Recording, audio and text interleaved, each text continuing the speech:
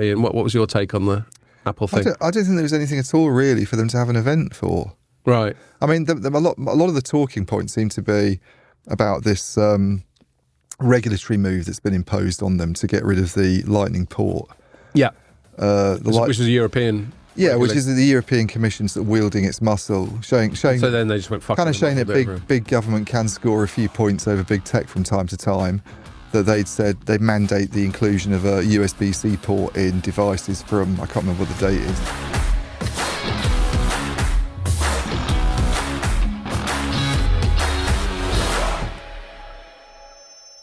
Hello and welcome to another Telecoms.com podcast. Recorded a little bit early because Pierre's literally got a plane to catch. Mm-hmm.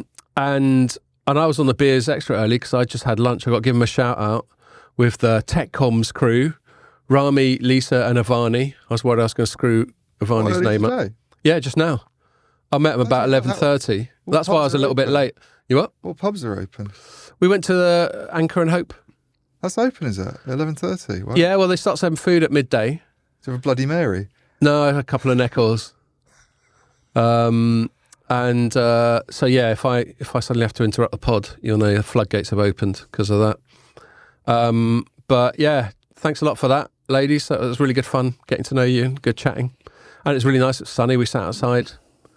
It was unexpectedly sunny today. I thought we'd had our last bit of sun. Yeah. And now it's just going to be misery for 6 months.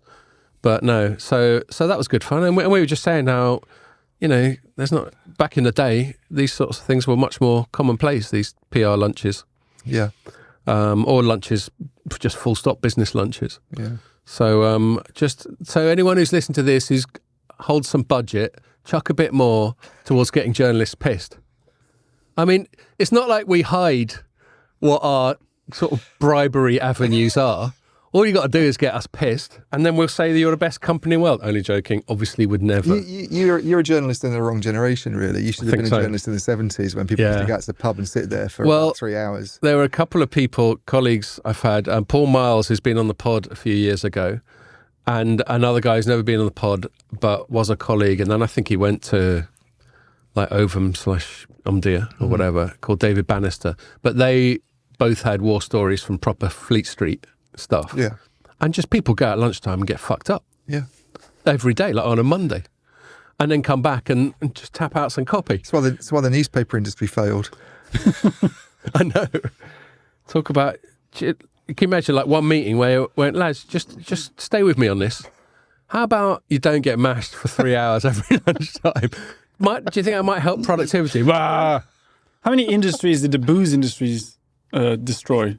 Yeah, well, indeed. But it was just a thing. I mean, journalists have got a well-earned reputation of being reprobates, and I think Fleet Street in its heyday was very much like that. Yeah.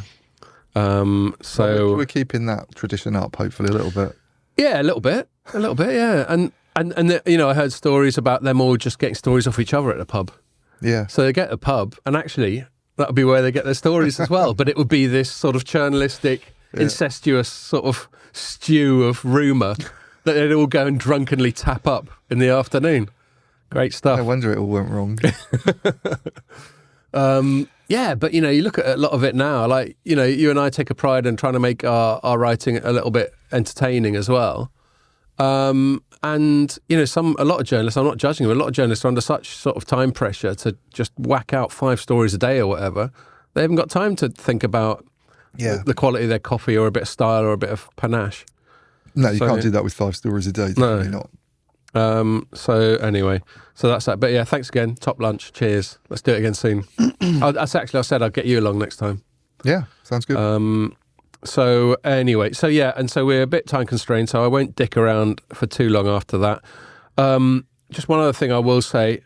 It was great, obviously, having Mary on last week and sampling those lucky pigeons.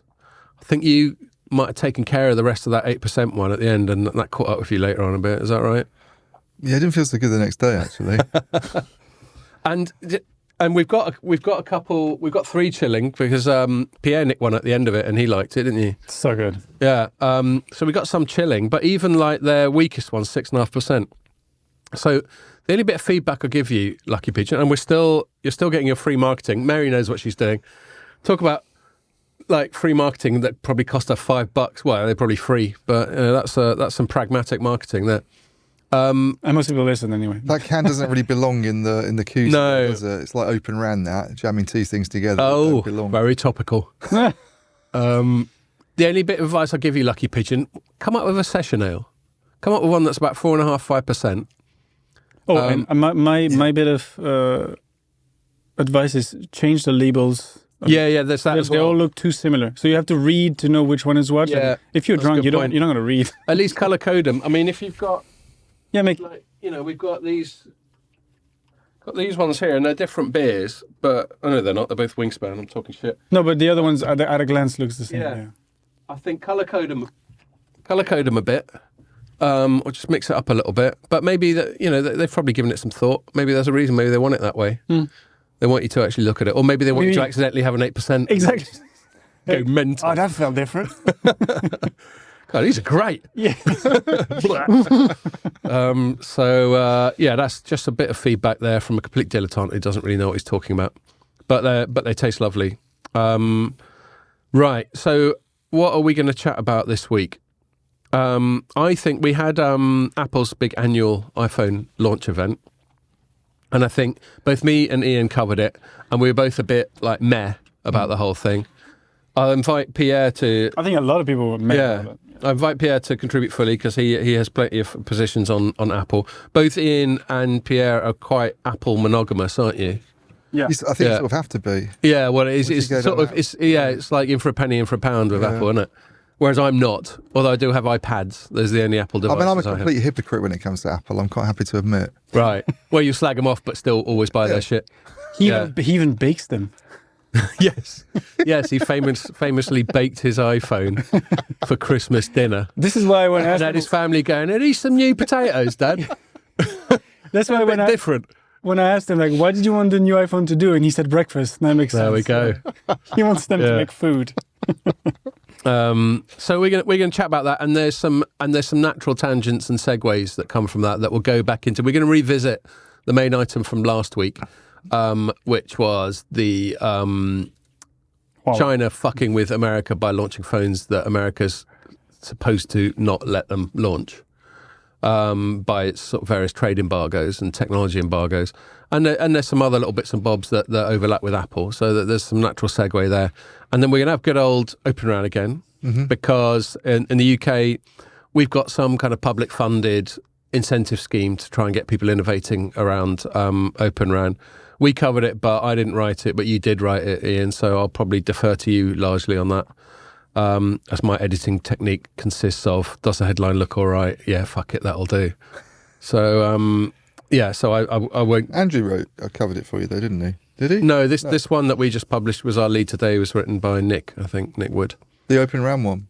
Yeah, just the recent announcement, because Andrew's been in San Diego for most of this week. Yeah, that's not ideal for covering UK news. Quite. But we are going to get Andrew a super sub for that day when you're off larking about doing something. I'm climbing up a pole. Climbing up a pole. I was just bitching about there isn't much PR-y stuff. Actually, we've got quite a lot lined up, haven't we? So much going on in the next 2 months. I regret lining it all up now. I know, you're flying around like a nutter. Yeah, well, not as far as he is, but... No. He sort of... Pierre has less choice, because if it's like a video shoot that we've got to do, then he gets roped in, don't you? Cool. So we'll do that. So why don't we just get straight into it and go iPhone launch. So I was a little bit mischievous with my headline. I said Apple has its flattest ever iPhone launch, and by that I didn't mean that it's not a curvy phone. I meant flat as in boring. Now, one of the reasons I said flattest ever is because Apple has a habit of using... Would you say they were phoning it in? No, I wouldn't, because that would be a really shit joke. You imagine the headline, Apple phoning it in. Apple phoning in the iPhone 15. That's a great headline. Does phoning it in mean like just sort of labouring the point or something? No, phoning it in means like just like being turning up super and lazy. making a lot of effort. Exactly. Phoning it in rather than make the effort to turn up. Yeah. Okay, right. Which they do now. It's all pre-recorded. They don't even do live keynotes. Don't they? They have a bloke up in a turtleneck waving his arms around. I mean, to be fair, now there was like the thrill of the live presentation, especially the iPhone one with Steve Jobs. But now it's like everything is polished, everything works. So Tim Cook doesn't even stand up and do a live thing? No. Well, he's not a live. I mean, he performer, does, but he's on the thing, but it's pre-recorded. Yeah. And Tim Cook, Steve Jobs, say what you want about him, he did have charisma. Yeah. And Tim Cook doesn't. Yeah. I mean, he's a supply chain guy, isn't he? That's the background he comes from. Yeah. His forced smile during the Vision Pro. like My favourite close-up of Tim Cook was when Ricky Gervais was doing the Golden Globes. ISIS. And he just started slagging off Apple and stuff for all kinds of like slave labour or some shit like that. Yeah. And then there was a close-up of Tim Cook going, yeah, he's a really funny guy. So anyway. So I use hyperbole because they use hyperbole in their marketing. And, just to prove my point, the first can quote. Yeah, and so we got Ian just showed me a photo of our mate Paolo, analyst Paolo Pescatore. Show it to the camera. Just with hanging out with Tim Cook. Go on, Paolo. It's pretty good that he gets access to Tim Cook like that. Although I think Tim Cook's face slightly says, "Who the fuck is this? And where's my security?" He takes selfies with. He takes like hundreds of selfies at the. Yeah, I know. Yeah. I was just saying that in case Paolo listens to wind him up. That's all. So the first can quote on you their went for lunch with him. Sorry. Yeah, first can quote on their press release from Greg Joswiak. Oh, that's Marcolera with he does like a little selfie, doesn't he, Paolo? Greg Joswiak, who's Apple's SVP of Worldwide Marketing, he said, "This is the Wozniak. Joswiak, not Wozniak. I know. Because Wozniak founded it, didn't he? Yeah, well, these Polish Wozniak names, they're all interchangeable. Yeah. He said, put some W's and Z's to get next to each other and you're all right. Yeah, just too many consonants. Basically, Poland was founded on a national desire to win at Scrabble. So his starting quote was, "This is the most pro lineup we've ever created." As a qualifier, that doesn't mean that much to me. No. Especially when pro is used in marketing terms very liberally. And so what Apple does now is it used to just launch one phone, and then it went, all right, then two, and now it does four. Which, funnily enough, when I was a smartphone analyst, was some of the advice, if they ever asked for advice. Is it 4 this time? It is. Which ones? Well, I was about to fucking tell you, wasn't I? Okay, yeah. I thought it was 3. No, it's 4. Okay. Shall I tell you now so we can just get this out of the way? It's the iPhone 15, isn't it? You what? It's the 15. It's just one, isn't there? 15. There's a 15, 15 Plus, 15 Pro, 15 Pro Max. So you count the Plus as... Okay, Do you know what? Steve Jobs would hate this, what's happened since the segmentation and all that. The planet. Yeah, his whole thing was about simplicity and just having one thing. And he probably would have felt that this sort of 6, 7, 8, 9, 10 even was probably going a little bit far. But then once it starts to get to the stage where it's the Pro Max XL 265... you're basically in the same world as Nokia and Ericsson were. I think he would like the share price. Yeah, well, that's the thing. I mean, but both those 2 points you just made are really good. I agree with you, Ian. The large phone was just a Chinese thing. They were like, they like that over there. Let's make one, and that's it. Yeah. So when I was smartphone analyst at Strategy Analytics, which was my job before this, about 10 years ago, a lot of the reason that people like Samsung and Apple were clients of ours is market segmentation. That's what a lot of what analysts do, especially more quantitative ones like we were. You'll get more qualitative ones like CC Group or Paolo, whereas we're much more spreadsheety.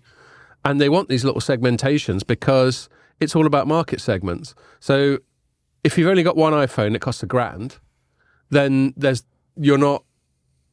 whole sub-grand market isn't open to you. Yeah. And so it's a pragmatic business decision. So I think you're both right. I think you're right, Ian, that Steve Jobs will probably be a bit purist about it and go, fuck it, they'll find the $1,000, even if they've got to go and pickpocket their granny. Yeah. But it's not even just sub, it's also above that, like the large one. Yeah, well, I'll tell you the prices. So of all those 4, the respective prices in English money, and by the way, it's a source of continual grievance to me that we pay the same in pounds as they do in dollars. Like money-wise, there's no exchange rate. Yeah, but when you go to buy it, there's the tax on top, so... I suppose. But yeah, there is that. I agree. So ours is VAT less. included. It's still a bit less in the US, though. Yeah, I think so. I think it's probably a chunk less, but no, that's a good... Also, like it's an expensive country now, and they will earn loads of money. They don't get out of bed for less than a 6-figure salary, do they, in the US? In the States, yeah. Yeah, but they don't have any holiday, to be fair. Like, fair enough. You're going to get that amount of money. You're going to get that amount of money. Would you do it? Would you have less holiday for more money? Actually, we usually don't use half our holiday. Yeah, exactly. What holiday? Yeah. I looked at what if I were to buy the iPhone in Vegas, and it was, so instead of $999 here, it was $879, and that's with the tax. Yeah. With the tax. Yeah, so it was like £120 cheaper. So yeah, it's a lot cheaper. So we're talking. But that's because Vegas has a lower maybe tax. But we're still talking about a 20% premium over here. You fuckers. Yeah. Well, so what you pay over here is $799, $899, $999, and $1,199 respectively. And I discovered here, if you can buy it and pay over 24 months, 0%. Yeah, That's which is cool. good. No, zero. I mean, how do they finance? That's crazy. Yeah, well, maybe they've got some spare cash. Yeah, I think they do. I mean, I haven't checked in on what their balance sheet is, but they've just got a sick amount of just wedge kicking about because they make billions of dollars of profit every quarter. Yeah. Well, I mean, they obviously reinvest quite a lot. Do you think you put that on a cash I'm telling you, there's a stash. Shall I look it up while we're here? Apple cash pile. Put it on the... That'll give you some crappy Google link that's not accurate. No, actually, cash pile I've seen filings. I've seen. cash flow. Yeah. So this is a little excerpt from 6th of April from Bloomberg at the top of my Google search. Instead of splurging on deals, Apple returns much of its excess cash to shareholders via share buybacks and dividends. Those expenditures totaled more than $100 billion in fiscal 2022, and it still had $165 billion in cash, etc., kicking about as of the end of last year. Yeah. So that's a fair bit of wedge. So yeah, they can afford to give some 0% interest. And they can afford to only charge $699 for the TV stuff and all that stuff. And there's much less margin on the iPads. That's why just make the Vision Pro like half that price and just lose money on it. Like they could do that. Well, actually, I've got more on Apple's margin seeking in my story, but I've been talking for quite a while. So I just said it as flat just because. I mean, it wasn't a big dig because I did say like in my third paragraph, to be fair to Apple, but from the questionable utility of foldy phones, there's been little true innovation in the smartphone space for years. But then I said, but through its premium pricing and liberal historical use of superlatives, which is why I said flattest ever, was to sort of send up that tendency towards superlatives. To describe everything it produces, the bar is set higher for them, from which even the canned quotes fell flat this time. Anyway, I'll shut up now. So that was my top line take on it. I've got some more in a bit, but I'll give you a shout, Ian. What was your take on the Apple thing? I don't think there was anything at all really for them to have an event for. Right. I mean, a lot of the talking points seem to be about this regulatory move that's been imposed on them to get rid of the Lightning port. Yeah. Which is a European. Yeah, which is the European Commission sort of wielding its muscle, showing. So then they just went fucking. Kind of showing that big government can score a few points over big tech from time to time. That they'd said they'd mandate the inclusion of a USB-C port in devices from, I can't remember what the date is, 2024. Yeah, because they think with some reason they think it's wasteful to have more than one interface. I mean, to be honest with you, in a way, I like the move on standardisation. It's very convenient. Those old microphone jacks, what is it, 35mm ones that everybody used to use. 3.5, sorry. And I thought that was really good. You know, you bought any set of headphones, you can use it with any gadget that there is, any Walkman, and then subsequent to that, phones as well had them. And then they start disappearing and everybody's doing their own thing and it gets very complicated. And, can you remember phones like 15, 20 years ago where everyone had a different interface? And it annoys me now that these 3.5 ones have gone because I sometimes find that I want to do a phone call where it's easier to have the headphones in, taking some notes, maybe then you need a little around, dongle, and I can't find the right thing because our house is just a mess of wires and things like that. You would love AirPods, to be fair, because you have both an iPhone and a Mac, and they would be connected. Yeah, I know, but I'd lose. But AirPods like 250 quid. No, the entry ones you can find for 120. I mean, my wife's got some because I bought some for her at Christmas, and they're just over 100. But I've got quite small ears, and they fall out, and the pros have different tips. Like that, keep selling it to you. So I did encourage you. I'm now regretting it, but I did encourage you to partake fully in the podcast. But I thought it's funny because one of the reasons for the European Commission doing it is because it thinks it's more environmentally friendly. But of course, in the short term, what's going to happen is everybody's going to have to go out and buy. You're going to have all these old lightning leads lying around for a while in homes that are eventually going to end up in landfill because they're going to be completely useless. Well, you'll just end up with more cables. Actually, Apple's got an answer to that. Has it? What, you recycle it? No, you get an adapter. Right. You get a Lightning to USB-C adapter. Yeah. And guess how much they want you to pay for an Apple branded one? $29. 29 quid. I mean, yeah, 29 quid. Was that a guess? Yeah. Wow, incredible. Yeah. So that's not going to work then. So 29 quid. And in my story, I did a bit of research. Yeah. And found plenty of them for under a tenner on Amazon. Yeah, of course. And so it's just this is what, I credit where it's due with Apple. I mean, I wouldn't have any tablet other than an iPod. I'm actually happy with a Windows laptop and an Android phone, but I'm not an Apple hater. Yeah. But that kind of, I said, here's my paragraph on that. I said, having been forced into it by the EU, Apple switched its charging format from Lightning to USB-C, which makes sense anyway. Of course, that means a bunch of Apple peripherals will now require an adapter to work with the new phones.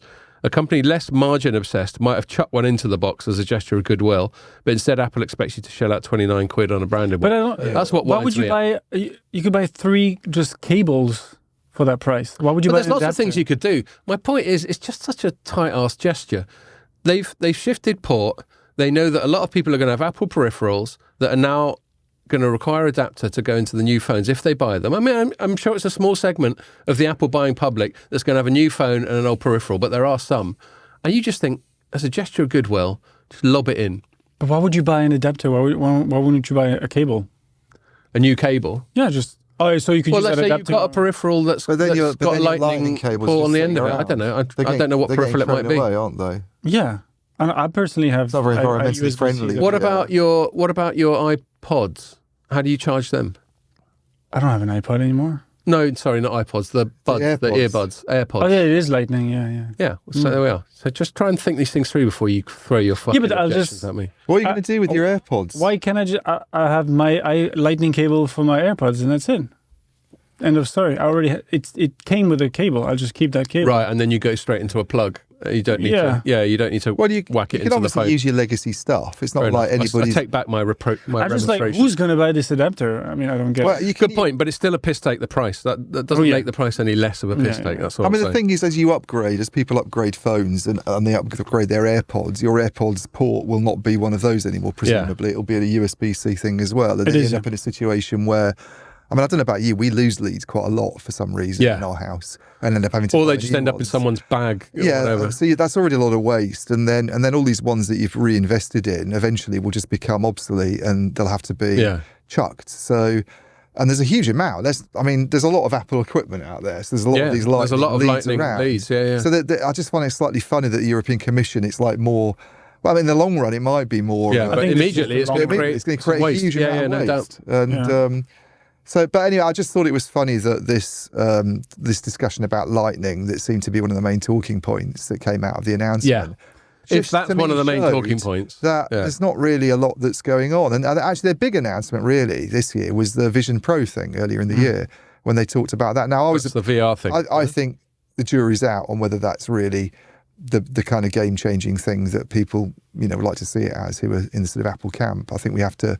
I take some of the points that I think you made when we talked about that on the pod before, that it's pretty impressive. And even though the price is high, it's like, hey, look, here's what we can do and let's put it out there and let's, it could catalyse developers to come up with stuff in the same way that the first iPhone did. It could be a precursor to things that are a bit more... at the moment it looks a bit crap, doesn't it? It looks like someone's sort of gone snorkeling and forgotten the breathing tube. But it's but it might give way to something that looks like that, even just like smart glasses. Well, yes, and I think that's we all agree, and we've said many times on the podcast that the use for pure VR, i.e. immersive VR, where you're not aware of your real life environment, is very limited. Yeah. But yes, it could be just incremental steps towards full-on heads-up display, Minority Report. I think it'll probably be like a gaming console almost.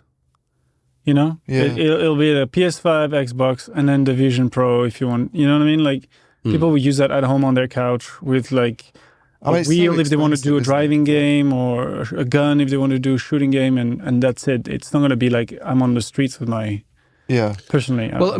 The ultimate... Was it? Maybe you shared something on our little chat Because I could see they're pushing the gaming thing. Like with the new iPhone, they're pushing like... They like pleaded with Unity, the gaming developer, to like do ray tracing on the new phone and stuff like that. Like they're like trying to make the iPhone a gaming thing. Well, I mean, really utopian could be that heads-up display glasses actually do render the smartphone as we have it now completely obsolete. Like everyone's wearing glasses, whether they're prescription ones or they're just for the purpose of this heads-up display.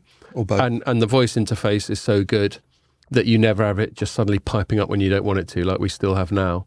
And you just don't have a phone anymore. You do all your communications through voice interface, and the visuals are all on these heads-up display. You can see that. Yeah. But that voice interface would have to be very good. Yeah. Or contact lenses even. Yeah. Actually, I was out with like a couple of guys from Huawei yesterday, just having a drink. Shout out to Ben if he's listening. Hi, Ben. But they were joking. Had you met Ben before? I hadn't met. I think I had met him before, but not really. Sort of. He was at the awards properly. last year. And yeah, I probably did meet him at the awards, but they were sort of joking. Yeah, we're wearing them now, and we've got like screen displays about what you're doing. Right. So we'll get back onto Huawei and spying in a bit. But it's funny that they joke about it. There's a couple of ex-Apple employees who started this company. I forget what it's called, but it's like something you clip on, like a breast pocket kind of device. Right. And it's like you said, it's all voice operated, and there's a laser thing. So if you hold your hand in front of you, it projects. Like if your wife is calling, it would project wife calling on your hand. Yeah. And it's all... Yeah, well, the gesture UI is another one. So it's all about... Yeah, I think, we were talking, I think, before we started recording, I think Ian was lamenting that, these launches are so boring. They wouldn't be so boring if Steve Jobs was still around. And then we were quickly reflecting on what, Steve Jobs obviously did a lot, but what was his signature thing? And I think for me, it was the user interface, the UI. First on the Macs, the first GUI, as they called it, graphical user interface. This is back in the 80s with mice and all that jazz. And then the user interface for the iPhone, where we had smartphones before. I mean, Nokia was dominant with Symbian. And there was even Windows Mobile, which even had little drop-down menus that you had to navigate with a stylus. And the point of it wasn't very user-friendly. Yeah. Whereas now, the one that we've been familiar with for the last decade or so was pioneered by Apple and Steve Jobs. So I think that's where he's done really well. And whenever you're talking about devices, I think what possibly doesn't get spoken about enough is the user interface, because that's really what it's like. You can create devices that can do a lot of stuff, but how intuitive and easy is it for people to control them? No, that's a good point. It's probably the same with, I mean, obviously phones is the big device that everybody uses. Yeah. But if these headsets and whatever it might be are going to take off, then they have to be... It's got to be voice and gesture UI. Yeah. It can't be touch UI. One problem I had with... so I was at a friend's house using what's the Facebook Meta one called? Quest. On some climbing game. Where it feels like you're climbing up. That's the one I played too. Yeah, it feels like you're climbing up part of Yosemite, and it's actually the experience is quite weird. You do feel at times like you're sort of in the middle of the air. Yeah. When you're falling, it's like you have a sort of flight. Really but then there was another game where you're sort of shooting zombies, and you had to kind of look and point, and it just didn't work very well, It's not like just holding a gun. No, I imagine if Steve Jobs had been doing it, he'd have been like absolutely, knowing what I know about him and having read a couple of books, he'd probably have been furious about something like that. He's very perfectionist. Yeah. Very perfectionist.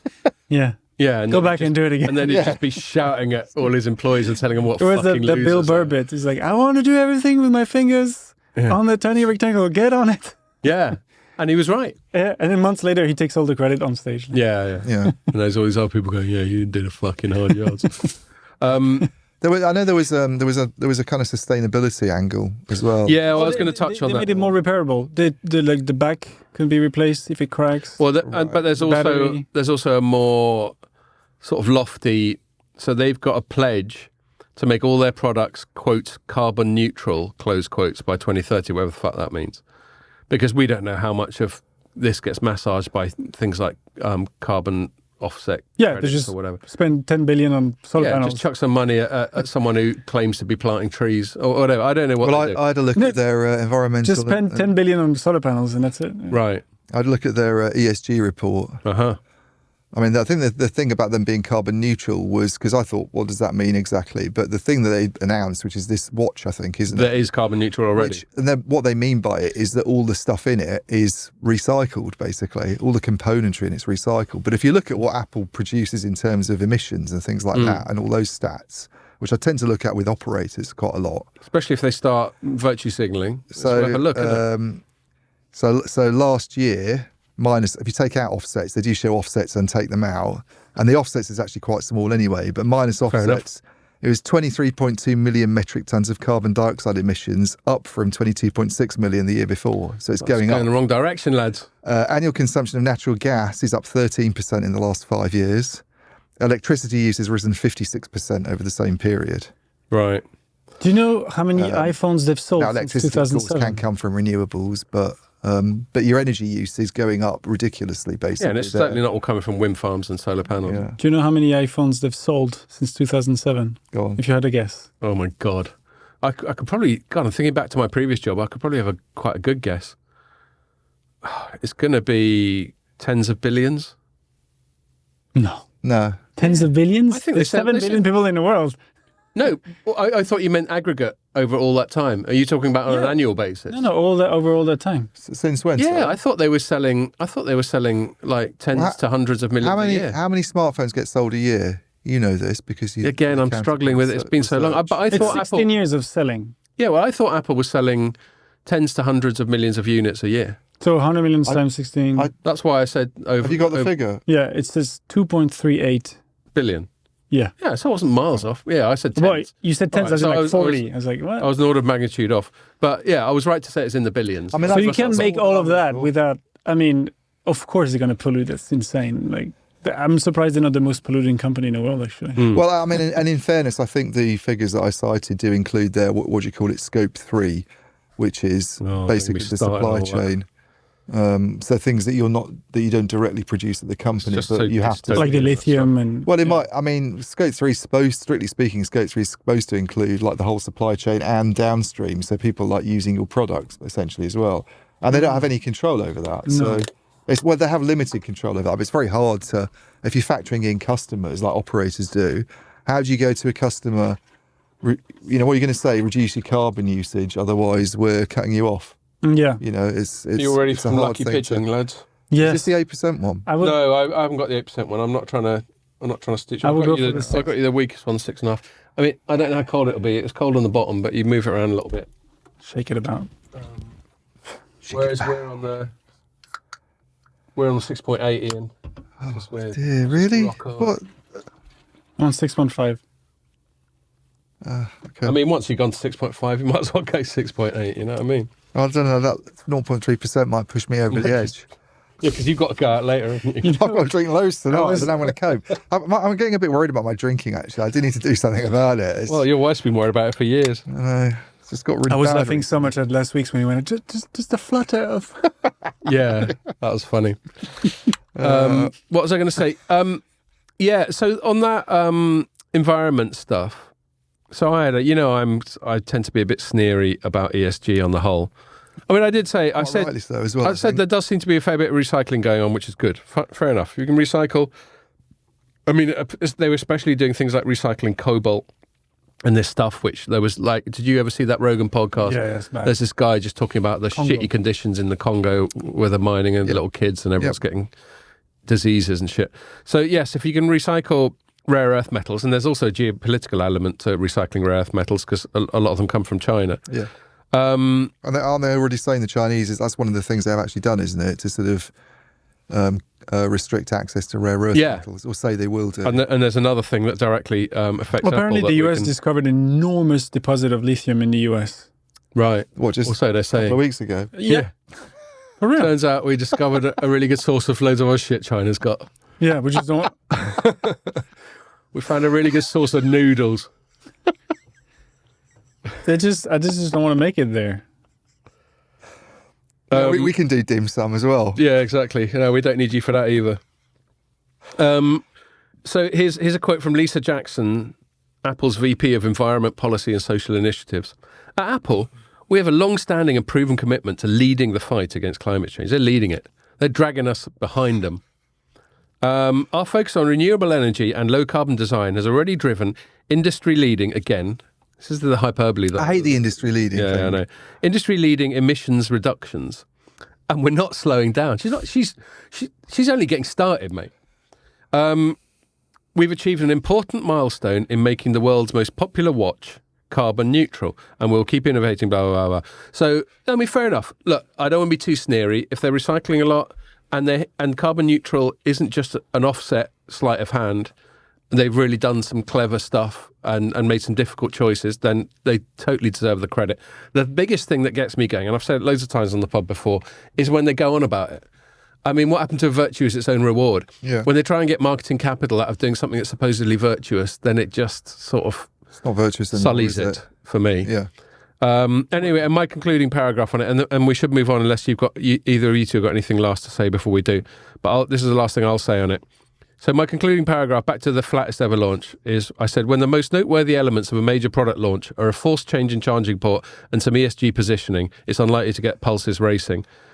And this leads up to some segues I'm going to do now. These launches were overshadowed by Huawei's apparent breaking of the US blockade and Apple's admission that it hasn't got the hang of modems yet. But then I concluded by saying the flatness of the launch probably doesn't even matter, however, as Apple's market has proven, and incremental upgrades are a formula that seems to be working just fine for its bottom line. That's my final word on the matter. What were you? Any more to say? No, I mean, I think I had a similar conclusion, and I also sort of referred to the thing that we're going to talk about next, the whole modem stuff, because it's interesting that because I looked at Apple's R&D, what they spend each year, and it's quite a lot, as you imagine. I think how much is it? I wrote it down in my story. I try and remember it now, but I think it's like 20 I think I've got your story up, so I can find it for you. Here we are. No, I've got it. 23 billion over the first 9 months of the year, and that's 14% more than over the first 9 months of the previous fiscal year. Wow! And yet, despite all this investment, which is obviously going into all sorts of areas, they've struggled to get this, this modem sorted out. This thing that they get from Qualcomm, and Paolo Pescatore made the point, didn't he, that it's like not an easy thing to do. It's not easy. No, we'll get more into that. What about you, Pierre? Any last thoughts on the launches? Do you think we're too hard on Apple? No, I mean, I laughed when they had this whole like commercial shot, of professionals using the iPhone 15 Pro to shoot something like a movie. And you as a videographer, you're like... I was like, well, I mean, I already have professional cameras. I'm not going to use the only time I use my iPhone is at Mobile Congress, walking between halls, and I'm like, oh, that's interesting. But I don't have my camera on me. So here we've got these proper cameras up here in this studio. How close to what they produce do you think the latest iPhone could get? No, so the latest iPhone could get a better image than this, actually. Really? Yeah, it's just that this has a huge battery. It has microphone input. So the optics side of it is very good. Yeah. It's just that this is... You can put it on a tripod. Exactly. Do you reckon so here's one thing I'm interested in, is like a lot of the innovation, if you want to call it that, within sort of smartphones in the last few years has been on the camera stuff, like more sophisticated cameras. Now I remember like some of the stuff that Huawei was coming out with a few years ago, that Ray who used to work here but now at Telecom TV, came back with a P19 or 20, whatever. Jamie had it too. Yeah. And the camera was just like, but the stuff, because I think they partnered with this German company called Leica that's well known for doing proper traditions. Like they're well in the photography business. Germans and Japanese seem to be best at optics. So Phil Harvey, who's my boss, is well into photography. Oh, is he? And uses Leica cameras. And when the lenses get damaged, he has to send them off to Germany to get fixed and cleaned and everything. And then they come back. They really know what they're doing, basically. Tell them to just use an iPhone. But this is the thing, when I've always looked at my iPhone photos, and maybe it just shows what a shit photographer I am, but they never seem to be quite as good as the stuff that I've seen the Huawei phones taking. Well, so there is, other things you could do. So there's a thing, digital zoom and optical zoom.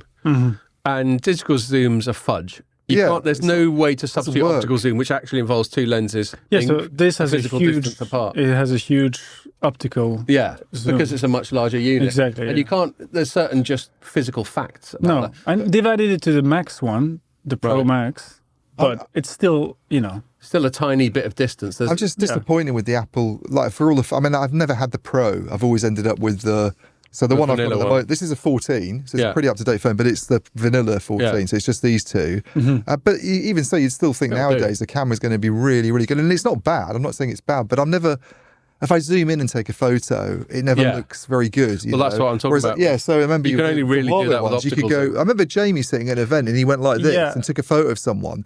And it was like crystal clear, this image. But they did add a 48 megapixel camera on the new one. So that's huge. Right. I think it's from 12. Yeah, right? and So actually, I've got an addition about that. One of the reasons because you don't need that many pixels for a normal photo, but what having that many pixels does is it enables that digital zoom, Right? Because even when you zoom in, you've got a shitload of pixels, so you don't get the blurring, or you don't have to use AI and digital techniques to sort of fill in the gaps. Because that's another thing they do. They edge off the blurring by using AI to sort of guess what the adjacent colors should be. But the problem is that when you cram so many pixels in a tiny sensor, it's worse in low light. So it's a trade-off. Okay. But again, they must clean it up later. I mean, they have this thing now that's the Pixel has been doing for years is now if you take a normal picture, you can make it portrait after. Yes. Which I think is cool. Well, I do a lot of like instant post-production when I take photos. So my phone photography technique consists of take 5 or 10 and pick the best one, which is an obvious thing to do when you're doing digital photography. And then just apply the most basic filter, like it will just call it, I can't even remember what it calls it, but Android just got some basic filters. And they just sort of spritz up the color and the contrast a little bit. And then it comes out, it's good enough for my purposes. Obviously, professionally, it's a different thing. But it does the trick. But yeah, there's been an arms race over cameras on smartphones for ages. Yeah. I just wanted to be very quick. Like the portrait stuff, I have the 12. And when I try to do a portrait picture of my kids and they move really, it's kind of sluggish. And little where kids, I look at my wife's Pixel and you take a picture and it thinks about the portrait after he took the picture. Yeah, so it's more post-production type of thing. Yeah, and I think now the new iPhone finally does that. But cool. Yeah. All right, so we'll leave it there. But our segue, let's pick up on the segue that Ian touched on, which is the modem. So Apple had a big bit of litigation with Qualcomm. Qualcomm's the world's leading modem maker on the device side. Yeah, we all agree on that. And they certainly are leading on 5G. And whereas Apple has actually, to its credit, got the hang of designing its actual processors, like the application processors talking about in phones or the CPUs. It's really fucking good at them. I mean, that's what's in your laptop there, isn't it, Pierre? Is it an M1 or something? An M1 or an M2. M1 Max. Yeah. So we got these M-branded ones, and I think they were A-branded before. They were Intel before, though. Well, a long time ago. Yeah. But since Apple switched to its own ones, it's really good at it. Yeah. No, I mean in the laptops. Yes. Yeah. Yeah, no, they never used Intel processors and phones because Intel never quite got the hang of that.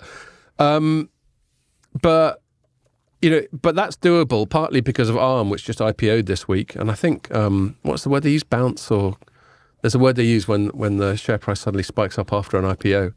Uptick? No. Yeah. Oh, there's like a sort of inside baseball. Well, it's 51. Oh, yeah, the 51, hockey stick? No. It was $51, wasn't it? It was priced at. Yeah, but then it went up about 25% after. Right. Anyway, ARM's IPO'd again after SoftBank bought it ages ago. Been a rare bit of good business for SoftBank, that one. But the thing about ARM, for people who are listening who don't... It could have been better, I think. Possibly. They haven't really done anything with it. They didn't do anything they said they were going to do with it. No, that's very true. I mean, their first pitch was that it was going to kick out on IoT. Yeah, it was all about IoT, the whole story. But then the whole of IoT's not been what we thought it'd be 10 years ago. I think the value of it's gone up just because its importance to the smartphone ecosystem. Yeah, well, so one thing that hasn't changed in that time, and which is central to the point I'm making, is the way ARM works, for people who don't know, is it doesn't produce any products of its own. It produces designs which you then license and pay royalties on. Shit, that lucky pigeon's kicking in already. And then other people use those designs to make their own chips. So a Qualcomm will make a Snapdragon, Apple will make their A and M series chips. And it just turns out Apple's ended up being really good at that. Yep. And by the sounds of it, their ARM-based chips, as opposed to x86, which was the Intel and AMD stuff,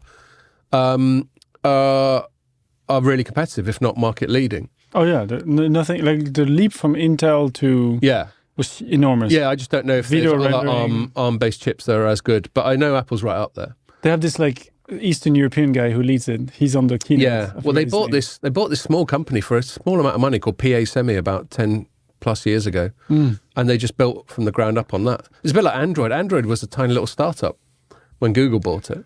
Yeah. Anyway, I think anybody who uses ARM licenses to to do chips usually boast some kind of advantage in some areas over x86 Yeah. stuff. No, but there's a lot of customization that goes on, I think. That's the thing. And in mobile, there's no comparison between... I know they get described as general purpose processors as well to some extent, and they're sort of being pitched in that area in data centers. And some of the people I talked, like AWS, for instance, I was chatting to, because they're now doing sort of graviton chips, they call them, that they use in their data centers, and you can use them for RAN as well. And they boast energy efficiency improvements over x86, but there's more customization that's gone on. It's meant for a more specific so it's not general purpose, as you say. It's not as general purpose. Yeah, that's the thing. And anyway, the reason I'm banging on about that is so it's possible. So Apple's managed to be completely self-reliant when it comes to the actual CPUs and probably the GPUs. I imagine the GPUs. It's all one thing. Yeah. It's all one SoC, system on chip. Yeah. But the ideal SoC for a phone has also got the modem. So the concept of a system on chip is like if you picture a motherboard in a PC where you've got all these various bits, you've got the graphics card, you've got the CPU, you've got the RAM, you've got this, that and the other, and they're all linked together by this PCB, printed circuit board. Look at me knowing all my fucking abbreviations. Yeah. Whereas a system on chip, that all happens on one chip. Yeah. So you've got all these components, but they're all just one bit of silicon. Yeah. So it's very clever, very sophisticated. Quick. And the ideal is for that bit of silicon to also have the modem in a phone. And so that's what Apple desperately wants to do, especially as it hates Qualcomm and was in litigation with them a while back. And it had to capitulate on that litigation because it was leaning on Intel, funnily enough, to do its modems. Intel went, we'll do that. Yeah. Turned out they were shit at that as well. And so it had to go, all right then, and cave in on litigation because if it doesn't have Qualcomm modems, it hasn't got good modems, and then it's going to be uncompetitive as a device. It's all very well it having a great camera and a great processor and a great user interface, but if it can't do 5G, or if it does 5G less well, then that's a major black mark, isn't it? Yeah. So they've had to do that. And then the story this week that came up, which I think you covered as well, and again, I'm aware of the fact I've been going on for a while, so I'll shut up in a sec. My headline was, Apple deal with Qualcomm reveals difficulties designing 5G modems. And so basically they've had to extend... I just bundled that into my Apple story. Oh, I see, right. I did a separate story on it. a separate thing on it. But you can say in a sec whether your angle was similar to mine. So basically, Apple had a deal with Qualcomm to use its modems until whenever, this year, let's say, and they've had to extend it for another 3 years. And so what that says is, despite all its efforts, and you can bet it's chucking money at it. It's R&D budget. Well, there we go. I bet a lot of it's going on that. Yeah. They still haven't got there, which shows how difficult it is. Yeah. So that's it, really. Over to you, Ian. What was your... Yeah, no, I totally agree. I think like Qualcomm's shown that it's in an area that's obviously incredibly hard to do, as well as Qualcomm, and hence why they seem to attract bigger royalty payments than anybody else. If you talk to people in the know about this stuff, about how much they... people have been moaning about the Qualcomm tax for decades. Yeah, but people pay it. Yeah. And it's like, what's the alternative? Well, there isn't one. And even if you're not using their actual modems, you're probably using some IP that they've... In fact, I remember looking through, because we're going to get on to talking about the Huawei thing, but if you look through sort of SEC filings of Qualcomm's, there's a lot of mention of Huawei about licensing payments that they've got from Huawei over the sort of, there's a lot of stuff about royalties and licensing payments. So they're just like it's nice that they pay for the IP. A little dig there in the ecosystem. It just shows how nobody ever talks about Qualcomm and says they don't do stuff really well. Yeah, they just moan about how they're held over a barrel in terms of pricing. There's a good book that I mentioned on the last pod, so I'll mention it again, called Chip War by Chris and Miller. Didn't someone on Twitter go, good call? They did, yeah. I mean, it's a really brilliant book, actually. It's very readable as well, but it's like basically a history of the sort of semiconductor industry from the end of the Second World War, when it started off, more or less. That's the Fairchild, I think it was, before Intel, right. And it all started off in the late 40s. It went from there. But Qualcomm, you look at what the kind of founders of Qualcomm were Jacobs. doing. Yeah, these guys were, they had real brilliance in those early days that's been very hard to replicate, and they've obviously just built on it. And then for someone coming along who hasn't had access to it, and you're kind of standing on the shoulders of giants, and therefore you're ripping them off, probably. And I think I quoted Richard Windsor from Radio, what's he called it? Radio Free Mobile? Radio Free Mobile. Yeah. Site, yeah. There we go. Yeah, so I quoted him and I hyperlinked and was good. But I hate people who refer to stuff and don't link to it. I think that's just unethical. Oh yeah, you should always bullshit. do that. Yeah. So I said, this is my concluding paragraph of my story, just as with chip manufacturing, which we'll touch on, which we'll get back into in a sec, because it is analogous, I think. Modem technology is constantly evolving. So as Radio Free Mobile notes, quote, before long, everyone will be talking about 6G, meaning that to get rid of Qualcomm, Apple has to hit a moving target. And I think that hit a moving target is a good point. These things are constantly innovating, and where that's relevant to the chip side, as we spoke about last week, but we'll get into again, TSMC and Samsung, and to a lesser extent Intel, which has fallen behind a bit, but it's probably still a manufacturing powerhouse, presumably. It doesn't just go away. I think Intel does lots of things. I mean, Intel does lots of things well. And I've been a bit hard on Intel at times. Well, because they fucked up on the most leading edge stuff. They're an important player, and they're still there in lots of ways. Massively. So, no doubt. No, we shouldn't. It's just easy because they were so dominant for so long. Whenever a really dominant company fucks up, you're entitled to put. You're tempted to put the boot in, aren't you? But yes, these TSMC and Samsung are just always really early. Like they're both early on 3 nanometer. Yeah, and so you could get the hang, as we said last week, you could get the hang of 7 nanometer, but that's so last decade as far as they're concerned. Yeah. Whereas it's actually an incredibly impressive thing to even be able to do 7 nanometer. Yeah. But so it's the moving target thing. I agree with, and the reason I think why it's difficult to do 5G modems is back to the main story we spoke about last week, which we're going to talk about again now, if that's all right with you. Yep. Is this mystery of how Huawei can come up with these phones when you consider that the US has tried to make it impossible for Huawei to make to be able to procure the chips to make their phones competitive. And just to quickly recap, if you didn't listen to last week's one or it slips out your mind, and that's fair enough, I'm not expecting you to keep replaying it in the intervening week. The latest chips are being made, I think, on 5 nanometer. I think TSMC and Samsung are already ready for 3 nanometer, which are going to start doing, I think, probably this year. And so it'll be in phones next year, I think. Whereas the part of the US sort of economic and tech blockade has been to try and stop China getting hold of the technology required to go below about 14 nanometers at the very smallest. So that's several nodes. They call them nodes. They're like little jumps. Yeah. And so it went like sort of 14, 7, 5, 3, something like that. It's sort of roughly half. It goes to 10 after 14. Oh, does it? Okay, 14, 10, 7, 5, 10 3. nanometers. And each one, the Moore's Law thing was always something like, every year and a half or something like that. But these nodes, let's say they come along every 2 years to keep it simple. And so if 14, is like 4 jumps away, then call that 8 years. Yeah. So they're trying to, and I'm sure this is inaccurate, I'm just doing back of the fag packet stuff. So America was trying to make it so that at the very best, China's own internal manufacturing capacity, and the reason it can do this is because there are direct American companies like Applied Materials that produce a lot of the very specialized kit that go into these fabs.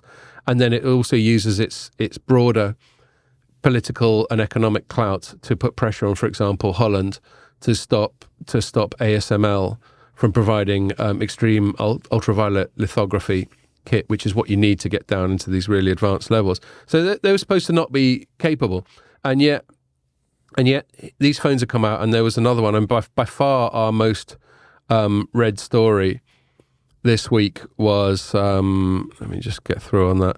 The headline was, Huawei continues to taunt the US with more smartphone launches. Right. So it launched, the one we spoke about in the pod last week was the Mate 60 Pro. Since then, they've launched something called the Mate X5, which is a foldy phone. Right.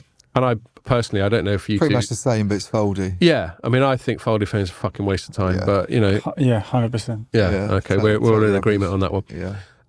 But it's still there, and it's still got this mystery chip in it. Yeah. And the funny thing about it is, I quite like what I think Huawei's done with its PR strategy. And I mean, I said on the last pod, I was out having drinks with them a week and a half ago, and I was asking them, as you do, I was like, "What's going on here?" Yeah. And they all claimed to not have a clue, and I believe them. But I think what they're doing is they're launching this. It's probably not a legit 7 nanometer processor with a legit 5G modem. I'm guessing. You might push back on that here. But let's say for the sake of argument, I'm right. But they're able to get close enough in some way or other through some kind of smoke and mirrors, or maybe it's a yield thing. So we know a big thing about chip manufacturing is you can produce these great big circular wafers that have got hundreds of chips in them that you then extract. But the yield says what proportion of those chips are any good. Yeah. And so, and apparently the yield thing is one of the biggest challenges in chip manufacturing. I believe they have a 7. I mean, I think the modem side is harder to figure out. I believe. Yeah, well, I'll come on to that. But yeah, the 7 I mean, I think we talked about this last week, but the 7 nanometer stuff, I believe, because you can do it with DUV equipment, and SMIC which is deep ultraviolet lithography, which is like a generation behind. Basically. One less than extreme. Yeah, and SMIC, which is the main Chinese foundry, it's like the one you have to use if you can't get access. If you're Chinese and you can't get access to the big ones, TSMC and Samsung, then you go to SMIC. Well, SMIC's been buying DUV equipment for a long time from ASML, and with DUV you can make 7 nanometer chips using something called double patterning, but it's just not ideal, basically. From what I understand it. It's not a good way to produce like these 7 nanometer below chips. So my hypothesis still rings true for me, which is they let's say, for the sake of argument, they have produced some 7 nanometer chips, but not in a economically viable process. Yeah. But this is political now. Yeah. And they'll have Chinese state money getting chucked Didn't they say that that phone,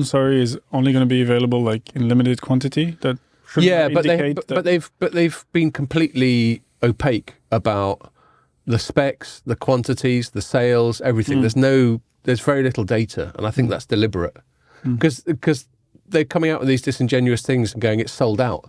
But I mean, they could have produced one.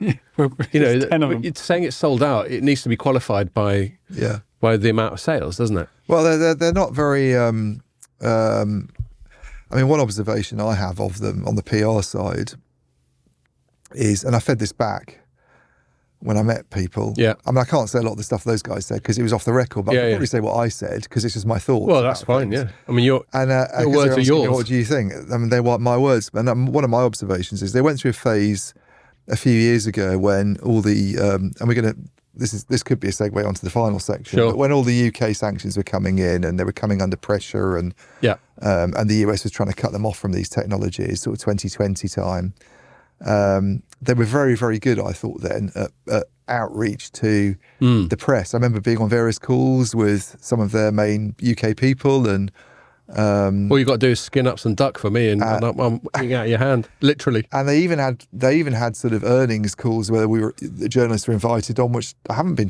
for a long, long time. But you'd be on a call where one of the rotating CEOs or chairman or whatever they are, don't do it.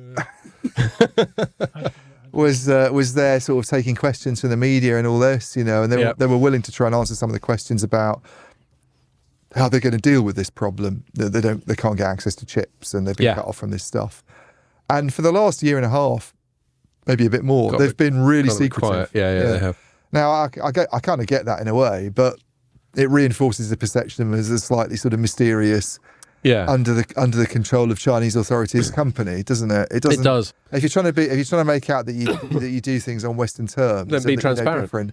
You've got to be quite transparent these days because everybody else is. They kind of admit to quite a lot. And I agree. I always take the piss when they produce some financials, and it consists of like one data point. Yeah, and by the way, I'm not saying the US companies are perfect. I had a conversation with a PR person from a big US tech company this week on the phone about, this person who I was trying to meet at an upcoming show that we're both going to be at. He's not approved as a spokesperson, so if you meet him, you can't quote him, kind of thing. Well, then what's the point? And it's like, I mean, there's background. There is some point. He did say on background, but it's like, I mean, you either do it in a kind of fully transparent sort of Western way, or you start to look a bit more like what you make the Chinese out to be, a bit shifty. Well, I've always, I mean, in the last pod, I insisted that the distance between the lovely, pure, open, democratic US and the horrible, closed down, sneaky totalitarian Chinese is not as big as people try and make out. Yeah. But I quite like, I suppose, just appreciating it as an insider, well, a sort of insider, a spectator, an immediate spectator of comms strategies. I said, I said it seems that Huawei seems to be adopting a strategy of back-channel leaks to selected Chinese media and bloggers, perhaps in order to seed the rumour mill while still retaining full official deniability. So it's all just sort of a bit sneaky. And, suddenly some geezer with a Chinese blog has suddenly got hold of a phone and has got all these speed tests. And turns out the speed tests say it's the best fucking thing since sliced bread. And so you just get the impression that they're cherry-picking a few sort of benign sources. Didn't Steve Zalen, the analyst, didn't say that it kind of backfired because then the US was like, "Oh, you did what?" and then put more sanctions on them. Well, I think the US is planning to. I think the US is planning to, but I don't think they're sure what to do, which actually is going to lead up to another story of mine that I wanted to talk about.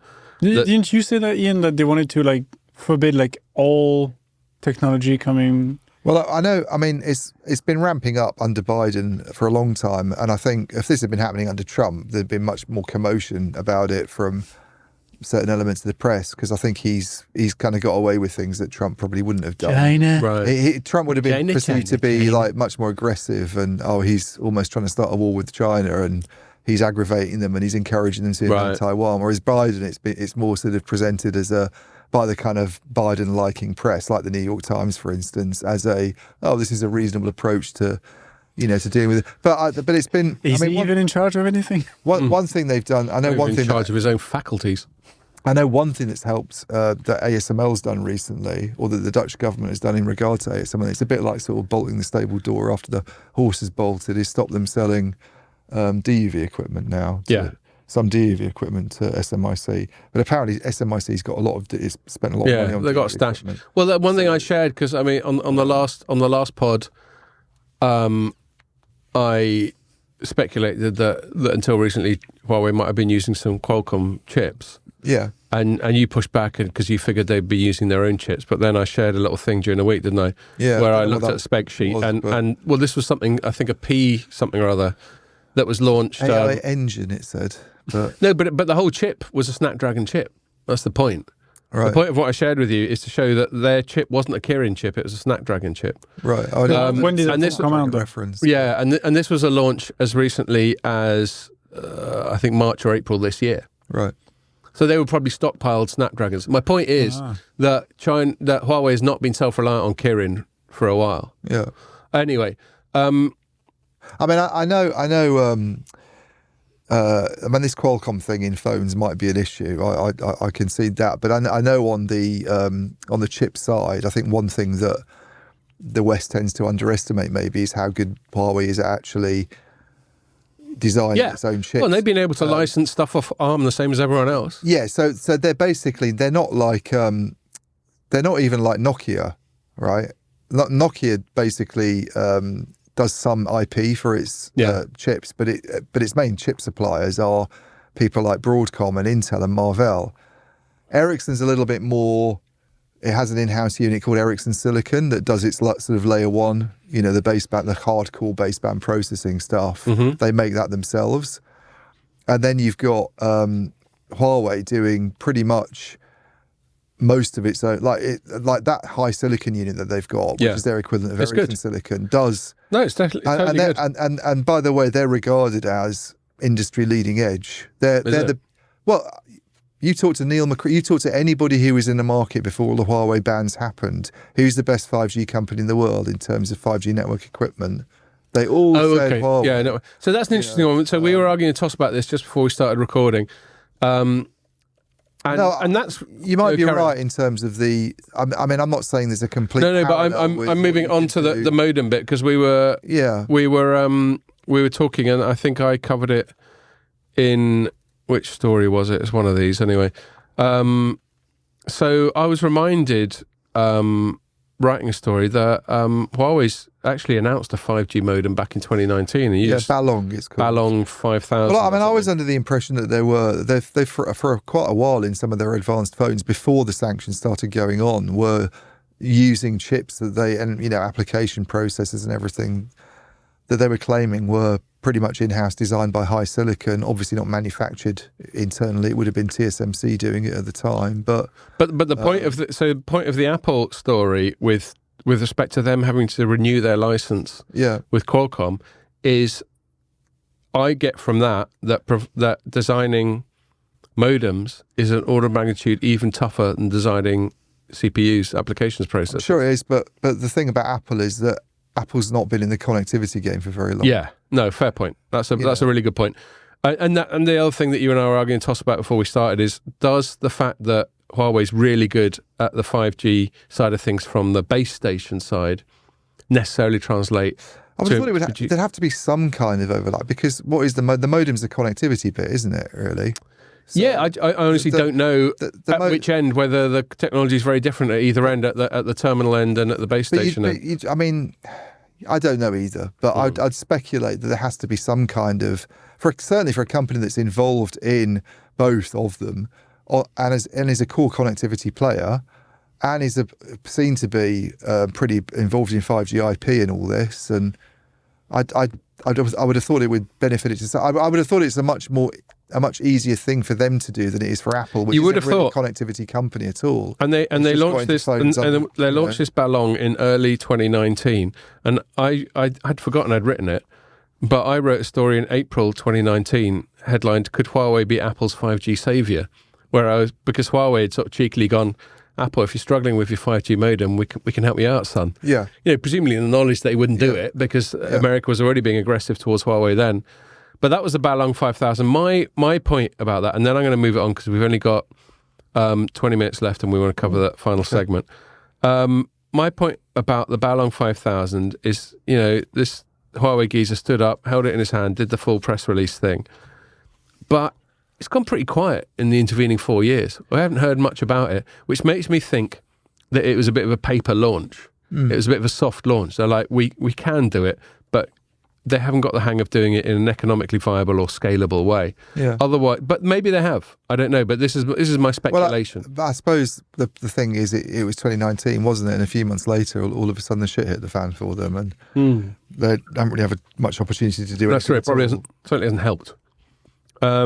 So the remaining question remains. That's a bit of a shit phraseology. The question remains. It's like sometimes you ever write stuff and then you edit and you're like, I can't believe I wrote that in such a lame-ass way. There's some famous phrase about that says writing is mainly editing. Yeah, totally. So the problem with speaking, especially when you're having a bit of this lucky pigeon, so you don't get to edit your gob in real time. Anyway, the remaining issue is we're still not sure whether SMIC, which is the main Chinese chip fab, can make a viable amount of 7 nanometer or even 10 or 14. We don't know. Yeah. We don't know what it's capable of. Yeah. And then we also don't know if Huawei's Ballong 5000, announced to great fanfare in 2019, ever actually measured up. Yeah. So that's what's fun about it all. And I've just got one very last thing to say, because I wrote a story. This is a story I wrote yesterday. My headline was US accuses China of, quote, inappropriate retaliation, close quote, over possible Apple ban. So we touched on this story last week. It was a Wall Street Journal thing that said China's thinking of banning iPhones from state, sort of for people who work for the state from using it at work. And the thing that made me laugh is this geezer called John Kirby, who's a National Security Council coordinator, and they were doing one of those normal press releases, and people were chucking questions at him, and someone asked him about that story. And he goes, we're watching this with concern. Clearly, it seems to be a piece of the kinds, you see, there's another person who could do with some real-time editing, be of a piece of the kinds of aggressive and inappropriate retaliation to US companies that we've seen from the PRC, People's Republic of China, in the past. And what made me laugh about that is he's going, it's out of order for China to do anything shitty to an American company, whereas America's had it in for Huawei and others for ages. Now, of course, they would argue we got good reason because Huawei is umbilically linked to the state and anything they do is tainted by its association with the state, and therefore, whereas they do anything to our lovely pure companies, of course there's no state influence on Apple. They just do their own fucking thing. Sorry, this just came in, but it's relating to what you're just saying. Beijing said today that they'll be sanctioning Lockheed Martin and Northrop Grumman over their roles in supplying arms to Taiwan. There we go. I'm like, what does it look like, though? What does what look like? The sanction? Beijing sanctioning... Yeah, well, that's a good point. It's not like they're buying stuff off them. No. Yeah, what does that sanction look like? That's a good point. One guy commented and said, yes, and I will boycott and not attend Harvard. Yeah. No, that's a good point. But do you know what? I mean, just to round it off now, because we're running out of time, this is a thing that annoys me about this. Yeah, whether or not... China, by the way, has denied that thing to do with Apple, but that could be bollocks. The point is, these things always escalate. They always tit for tat. America does this. Of course, China's got to do something back. I'm actually surprised about how restrained China's been, but they do tend to play a longer game than we do in the West because they don't have the tedious matter of elections to think about. No, or due process. Yeah, or individual or civil liberties. But of course there's going to be tit for tat, and it always ends up just harming everyone. Because then everyone's just got less stuff, there's less trade, there's less this, that and the other. Anyway, let's stop that there and let me chuck the ball straight to you, Ian. So the UK, we're trying to incentivise a bit of innovation in Open RAN. What's been the latest on that this week? Well, they came up with their a sort of funding announcement for a bunch of companies that are involved in Open RAN development. Open RAN being the idea that you sort of mix and match vendors at a particular site rather than buying it all from one company. And you do that because these interfaces have been opened up and it's easier to do it. So the UK government loves it because it thinks, this all dates back to the Boris Johnson era where he decided that he was going to ban Huawei because it's a nasty Chinese company. And because Trump told him to. And therefore you're going to be left with these two Nordic players. One of them wasn't doing very well at the time anyway, so it's like, this is all a bit scary. What's the solution? And let's not forget, ZTE was also a player, but they were banned for being Chinese. I don't think they ever figure very prominently in the UK anyway. Fair but enough. then they're not an option, obviously, under these rules. So you're really in a situation where you've got hardly anybody you can use. And they thought, they caught wind of this talk about Open RAN that at the time was something you only really heard talked about at trade shows actually as a kind of technically interesting option that might sort of lower costs or give you some optionality and help specialists a bit. And they seized on that, as did some other countries, including the US, as this is the way for us to create a sort of local ecosystem of vendors really, and certainly even if there aren't local ones, there's going to be other companies that you can use, and you broaden the supply chain internationally, and it all works out very well. And they have this ambition, I think that was cited in the announcement this week, about 35% of UK traffic on mobile going over Open RAN networks by 2030. It's clearly absolute bullshit. Right, why is that absolute bullshit? Elaborate. So basically, we're dating back 3 years now to the Boris Johnson stuff. We've had a few successive changes of Prime Minister since then, or a couple of them anyway. It's all gone really well. And the amount of traffic that goes over Open RAN networks in the UK is roughly zero, I would say, at the moment.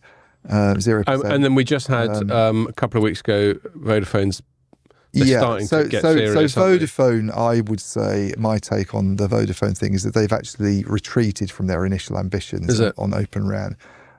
They have about 6,000 sites that are Huawei, according to the stats that were shared in Wales and the Southwest. Yeah, across the UK, I think it's mainly Wales and the Southwest, but across the whole of the UK, where they have. So this is taking data from Scott Petty, who used to be the UK CTO, but is now group level CTO. Press conference in 2019, very, very transparent about how many sites they've got, who does what. 18,000 sites, about 32% of them coming from Huawei, which means roughly 6,000 sites, let's call it. Fair enough. 2,500 of them going to Open RAN, but the suggestion's always been for a long time that if the Open RAN thing goes well and moves in the right direction, then we'd be interested in, this is certainly the suggestion I've had from people, that the other sites could move in that direction as well. We're saying our back of a fag packet is 6,000 sites to Huawei that they've got to swap out. 6,000 they have to swap out under government rules by the end of 2027. And they were thinking of swapping out about a third of them to Open RAN.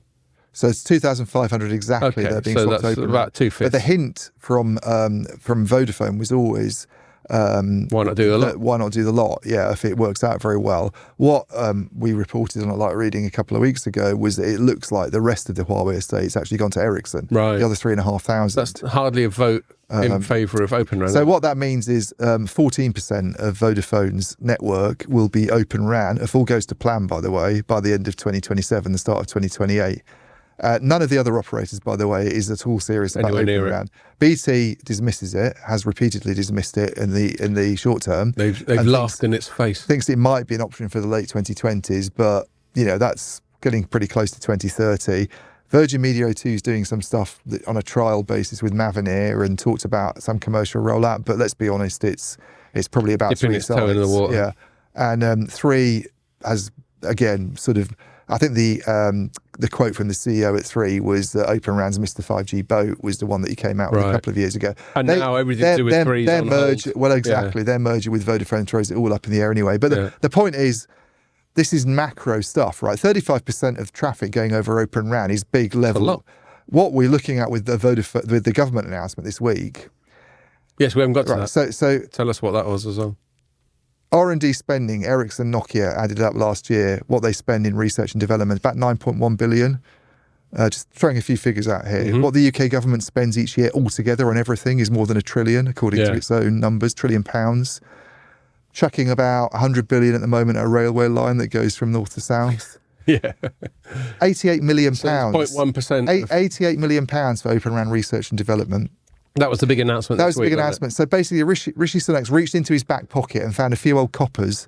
In fact, literally, he probably could. And he's gone, yeah, go on, you can have that. Because his missus is half of emphasis or something. Yeah, and if you split it up amongst these companies that win it, it's pocket change, really, in the bigger scheme of things. It's I've always felt that those little incentives felt tokeny. Yeah. And I always take the piss, if I'd written it up rather than Nick, and Nick's perfectly capable of taking the piss, but I guess because I'm the editor, I feel I've got even more free reign. Yeah. I always laugh when these politicians jump on the back of these things. Yeah. They've just given an award of someone $5 million to come up with using 5G to dispense bog roll or something. Yeah. And then someone like whoever the secretary of doing this sort of thing is, we'll go, yes, this just goes to show how we're really into all this. Completely. And it's just and apparently transparent. And I only took this from Omdia, Ronan at Omdia, who put together a table showing the various companies that have benefited, was saying there's quite a lot of UK companies in the list, and I'm sure there are.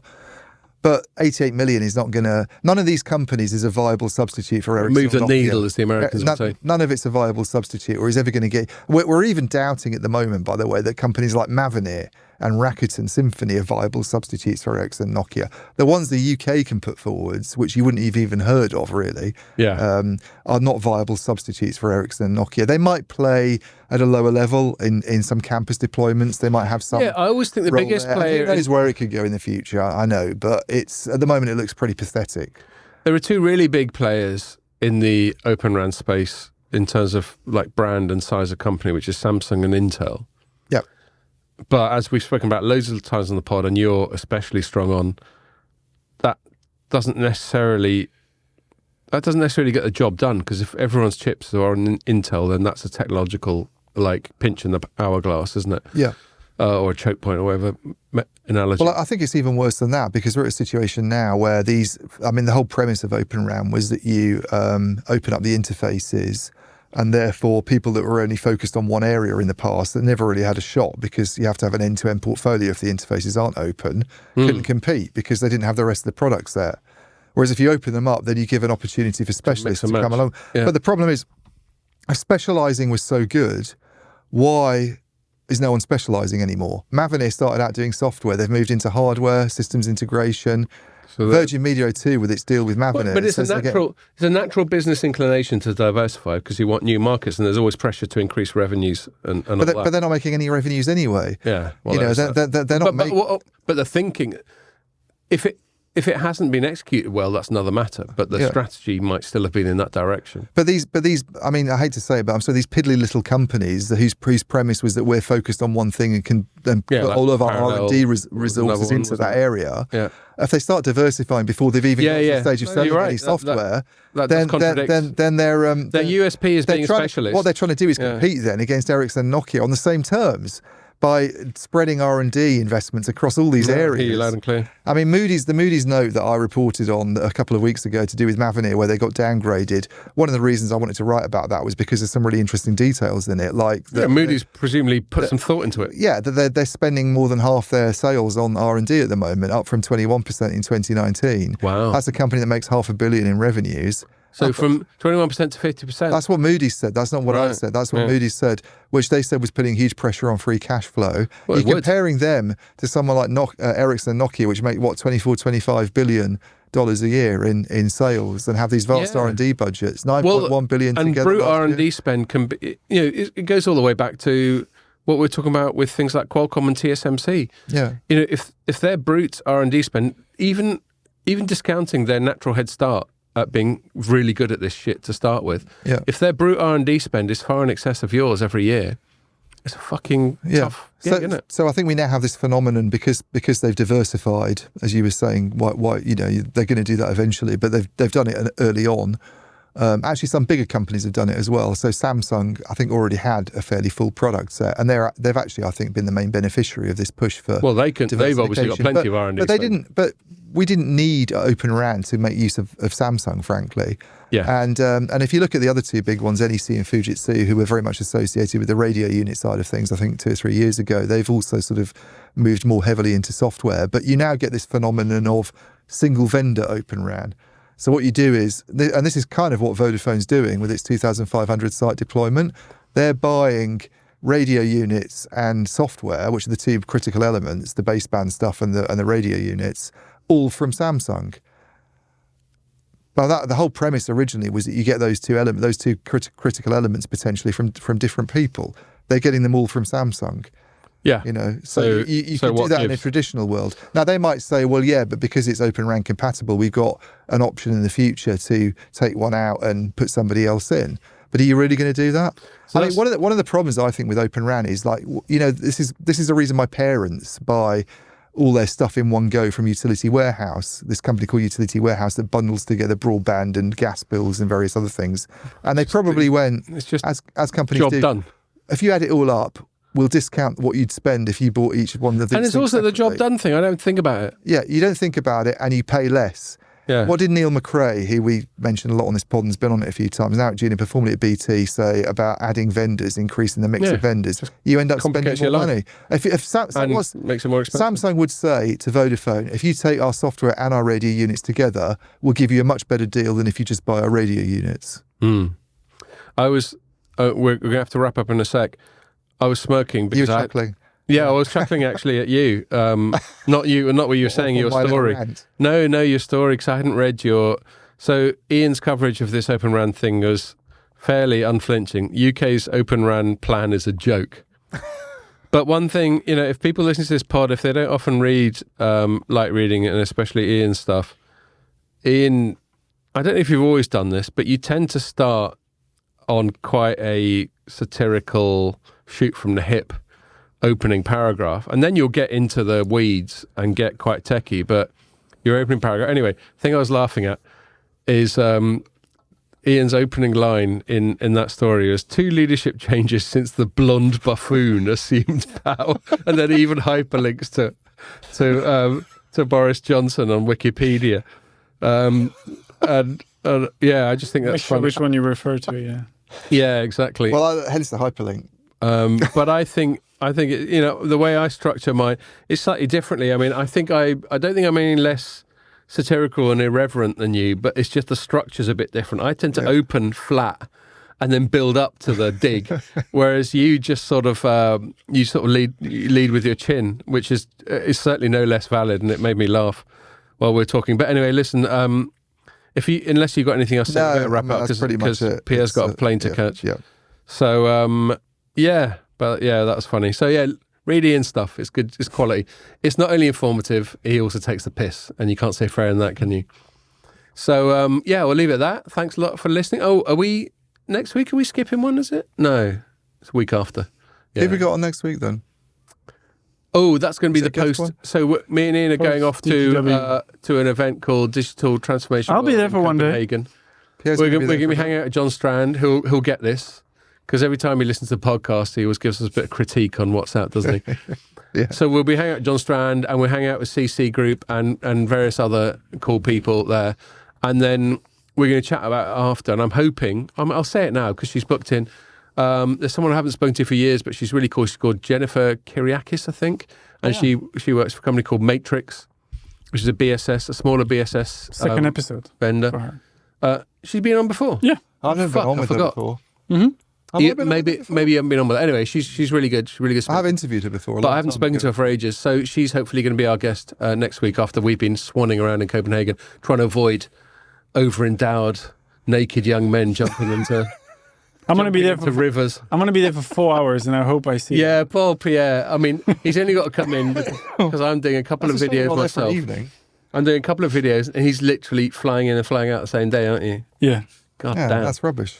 Yeah. That does. I just hate airports so much that I don't think I could do it. It takes me about a couple of days in to and get out over on the airport. same day. I think I've only ever done it a couple of times in my life. That's like an hour flight. It's not. Well, Andrew's just done a hardcore one. He's gone to San Diego on a Wednesday, and he's flying back on a Friday.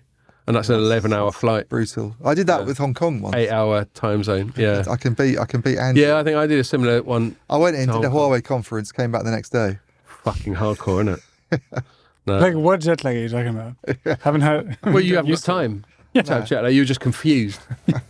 All right. Okay, let's wrap it up there. So, thanks a lot for listening. I did that last week, didn't I? I fucked up the listening. What's about it is I can't say listening anymore after I've had a lucky pigeon. Thanks a lot for and make sure you join us for